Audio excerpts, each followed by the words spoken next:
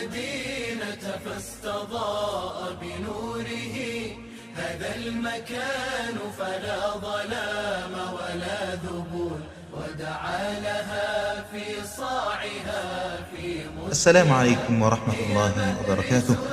الحمد لله رب العالمين، والصلاة والسلام على المبعوث رحمة للعالمين. أما بعد، أيها السادة، مرحبا بكم في اليوم 14 من شهر رمضان المبارك. Wasikilizaji watukufu wa Kiislamu, karibuni tena kwa mara nyingine kwenye tarehe 14 ndani ya mwezi mtukufu wa Ramadhani. Allahu akbar!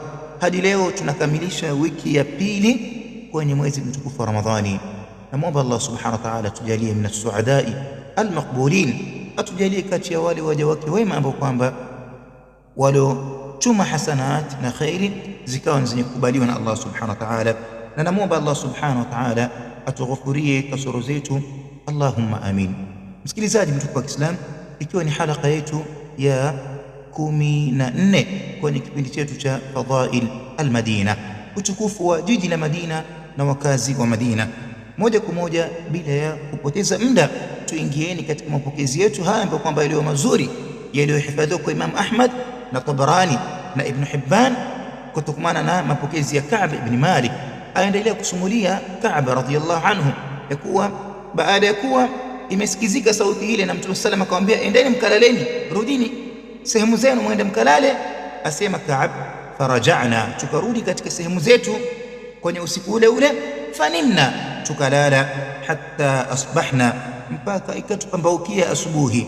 Asema Ka'b, falamma asbahna, ilipotupambaukia asubuhi, asema Ka'b, ghadat alaina jillatu Quraish, asema ya kuwa wakatujilia sisi vigogo vya Quraish, wale wakubwa wa kabila la Quraish, kina Abu Jahal na wenzake, wale wakubwa wakaenda Mina, na hasa tena wakakusudia sehemu ambapo kwamba wako hawa wakazi wa Madina. Walipofika pale, asema Ka'b, hatta ja'u fi manazilina, mpaka wakatujilia sisi kwenye sehemu zetu ambazo kwamba walikuwa tumeteremkia. Faqalu, wakasema, ya ma'shar al-Khazraj, enyi mkusanyiko wa kabila la Khazraj, innahu qad balaghana annakum qad ji'tum ila sahibina hadha tastakhrijunahu min baini adhhurina, imetufikia sisi hapa habari ya kuwa mumemjilia huyu mtu wetu, wakimkusudia Mtume Muhammad sallallahu alaihi wasallam. Mumekuja hapa na lengo la kuja hapa, tumesikia kwamba mumekuja kumchukua huyu kijana wetu, na watubayiunahu ala harbina, na mumeungana naye kwa kumpatia ahadi ya kuwa munataka kutupigia sisi vita. Habari hizi zimetufikia kwa uzuri sana. Wale vigogo vya Quraish wakamwambia wale wakazi wa Madina, tunaapa wallahi, hakuna kati ya Waarabu wote watu ambao kwamba tunashukia kupigana nao kama nyinyi hapo. Asema Ka'b, baada ya kuwa wamezungumza maneno hayo, wakachomoza kati yao wale wakazi wa Madina, walikuwa wako Waislamu wale waliohudhuria kwenye kikao usiku, na kuna wengine ambao walikuwa si Waislamu, wamekuja kwa ajili ya haji.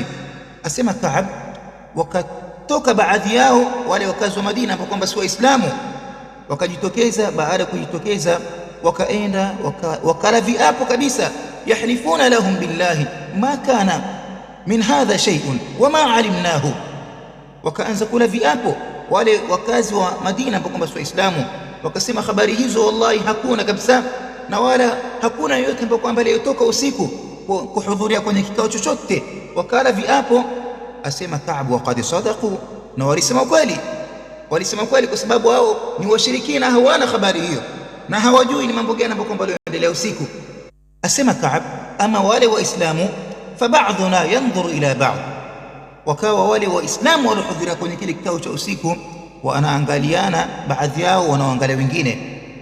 Hawakuzungumza, waliozungumza ni wale wasiokuwa Waislamu waliowakilisha kwa kuzikadhibisha zile akhbar. Asema Ka'b, na wakawa ni wakweli kwa kupitia hilo, wakawa ni wenye kusalimika. Ni lipi liloendelea baada ya hapo? Endelea kuwa nasi. Assalamu alaykum wa rahmatullahi wa barakatuh.